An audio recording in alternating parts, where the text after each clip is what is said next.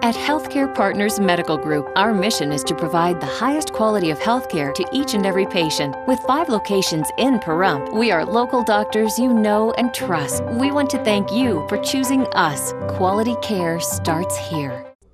Lakeside Casino and RV Park, where we earn the best ratings for our RV park in North America with the most beautiful scenery and quiet surroundings. Our casino features the best gaming experience, entertainment that'll blow your mind, and come see the great changes in our buffet, all here at the Lakeside Casino and RV Park. News 46 is brought to you by Healthcare Partners. News is also brought to you by Comfort Hospice Care, where we give our patients and their loved ones peace of mind, knowing we provide the highest quality of care 24 hours a day, 7 days a week. For more information, call 775-751-0349.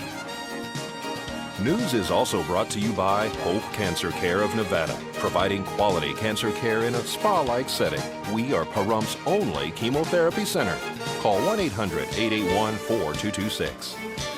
News 46 is also brought to you by the Pahrump Nugget Hotel and Casino. Located at the intersection of Route 372 and Highway 160, you can call the Pahrump Nugget at 775-751-6500, or you can visit their website at www.pahrumpnugget.com.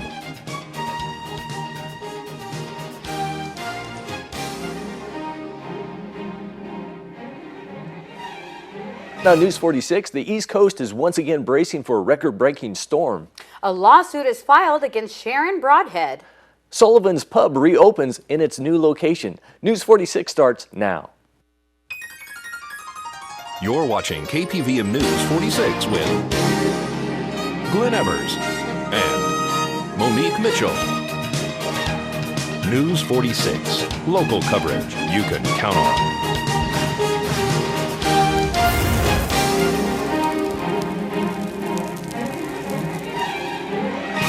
Good evening. It's Friday, February 8th, 2013. I'm Glenn Evers. And I'm Monique Mitchell for News 46. Sharon Broadhead, who is the mother of the 3 children who died in a house fire 2 years ago this Sunday, is being sued by her former husband and his parents, apparently for wrongful death and negligence. The fire also took the life of Sharon's girlfriend, Crystal Smiley. The lawsuit was apparently prepared 2 weeks after the horrific fire and has been pending paperwork and drug test results from Crystal Smiley, which apparently showed that she was under the influence of drugs during the fire. Sheriff Tony DeMeo told News 46 that there was not a drug test conducted on Sharon Broadhead at the time of her arrest shortly after the children's deaths. The fire was reportedly started by one of the children that were left alone while the lovers were allegedly asleep in their bedroom. Smiley was on the phone with 911 while Sharon Broadhead left the house and apparently attempted to go back in as the fire quickly spread throughout the home to rescue her children. The Broadheads say that the lawsuit is not about money, but to make sure that Sharon is held responsible for the deaths of the children. Sharon received 5 years probation and the ability to have the charges of 3 counts of child neglect dismissed if she completes them. This is Deanna O'Donnell for News 46. Well, a record-breaking storm is now pounding the northeast. The storm will be taking the same path that Hurricane Sandy took when it ravaged the East Coast just a few months ago. The area from New Jersey and north are still in a state of emergency. The storm is expected to have consistent snowfall for approximately 36 hours. The hardest hit is forecast for New York, New England, Massachusetts, Connecticut, and Boston seems to be the center of the storm. Heavy snow is also predicted to fling across the Great Lakes as far away as Michigan and Wisconsin. Ian B. Clark will have more with your weather later in the newscast. Los Angeles police officials say investigators are keeping all options open in the manhunt for the former LAPD officer suspected of 3 murders. The searchers are combining a snowy mountain east of Los Angeles where Christopher Dorner's truck was found Thursday. Dorner is believed to have multiple weapons, including an assault rifle. More than 100 officers from various agencies were searching for Christopher Dorner in the Big Bear Lake region of the San Bernardino Mountains. Local ski areas were open, but Bear Valley School children had the day off because of the manhunt. Though the focus is on the resort area, the search for Dorner, who is 33 years old, stretches across California, Nevada, Arizona, and northern Mexico. LAPD officers are especially on edge because Dorner, who was fired from the force in 2008 after 3 years on the job, promised in his rambling writings to bring warfare to the police and their families. As we head into our first break, let's join Jeff Rathjen from the Pahrump Nugget, Goldtown, and Lakeside. Hey guys, Jeff Rathjen here at the Pahrump Nugget with Deanna, sitting in one of our little giveaways, our UTV that we're giving away on Saturday night. Listen, just let you know that we got some great things going on over at Lakeside. We're doing old school bingo now again on Friday, Saturday, and Sunday at 1, 3, and 5 o'clock. So if you're looking for bingo back at Lakeside, it's there. Go see it. Also, we're doing a no splits pot session at Goldtown. So if you want to catch that early session, 9 a.m. at Goldtown, go over there and enjoy your bingo. Listen, we've got some great things going on at the Nugget. Don't forget of our Valentine's special in Stockman Steakhouse and the cafe. Please, if you want to get to Stockman Steakhouse, call and make your reservation as they're going quickly. Have some great specials happening over there. And again, come on down and see us. Maybe we'll go for a ride. See you over at the Nugget. This portion of the news is brought to you by Children's Dentistry of Pahrump, specializing in sedation dentistry, now accepting adult patients. Call now for free IV sedation with dental implant, 751-2184. Welcome back to News 46. The Nevada Assembly has appointed a select committee to investigate troubled Assemblyman Stephen Brooks to determine whether he is fit to serve in the legislature. The panel will hold hearings and recommend what action, if any, should be taken against the North Las Vegas Democrat. The committee could recommend expulsion. Form of the committee Thursday comes after Brooks was ousted from the Assembly Democratic Caucus. Brooks has been under scrutiny since his January 19th arrest over threats he is accused of making against Assembly Speaker Marilyn Kirkpatrick. He was hospitalized a week later for a psychiatric evaluation. Brooks was sworn in Monday with other legislators. Yesterday, he announced on the floor that he'll take a 3-week leave of absence for unspecified medical reasons. Well, you can still get your tickets to attend a fun-filled event to be held at Mountain Falls tomorrow night to benefit CASA. I have Mardi Gras. So what's going on with Mardi Gras? Mardi Gras is coming up this February the 9th, next week, Saturday. Yeah. And we're honoring this year the Nevada Silver Tappers, and the proceeds come back to Pioneer Territory CASA. There you go. Tell everybody what CASA is. CASA stands for Court-Appointed Special Advocates, and we recruit, train, and supervise volunteers who advocate in court for children who have been abused or neglected and who are now in the foster care system. This is our biggest fundraiser, and it's also a fundraiser. Everybody who goes has fun. This is our second annual, and last year I had so many people tell me it's the best thing they'd ever been to in Pahrump. Yeah. And we have some different surprises this year, too. Tell everybody how they can get involved. Well, to get involved with Mardi Gras, all they have to do is call. They can call 775-513-9514, which is our new CASA number, and we will send out tickets to them and so forth.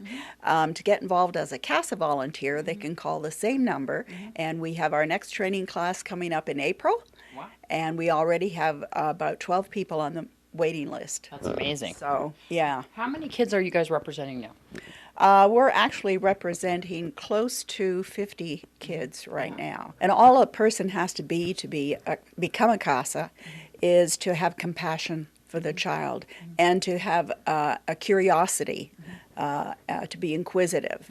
The training, they're all background checked, fingerprinted and so forth. And the training is 36 hours. It's every Tuesday and Thursday during the month of April in the evenings and Saturdays as well.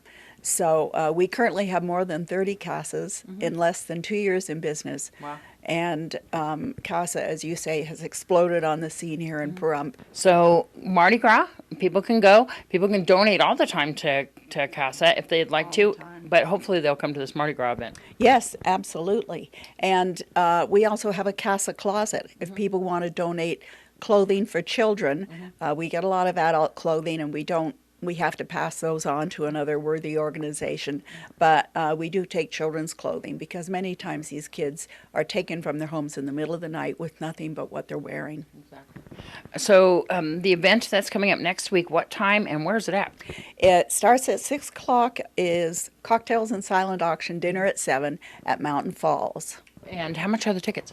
Tickets are $75 a person, and we're going to be crowning a king and queen of Mardi Gras. We're asking people to come in their best Mardi Gras wear, in their funnest costume, and everybody is eligible and everybody gets to vote.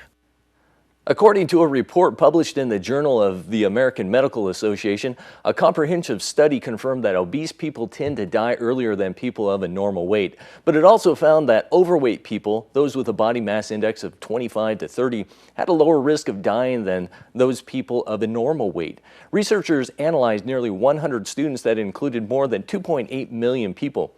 While obese people had a higher risk of death, particularly those whose body mass indexes was 35 or more, overweight people had a 6% lower risk of death than those of normal weight people.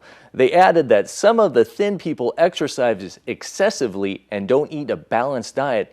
And there are people in the overweight and obese categories who have good diets and are active. They said that people need to focus on choices about eating and physical activity rather than concerned about the numbers on a scale. Well, they used to own what is now called Patty's Pub. Their dream was to reopen a new location. News 46 spoke to Bill Anderson of Sullivan's Pub on Mesquite. My partner, David, had a Sullivan's Pub 2002 back in Pahrump Valley Road, and his dream was to open up another one, which is what we've actually done, and we believe it's going to be a very nice establishment. You're right here on Mesquite. This location is very large. Tell me what you're looking forward to in the future here. Well, in the future, we've thought about a few things. We've got around about 5 acres of land, and when things get going, we're going to do things, maybe have a swap meet going or something. Just use the land for something and bring people in, but that's in the future. All sorts of events that you're also planning to have here. Let's talk about some of those.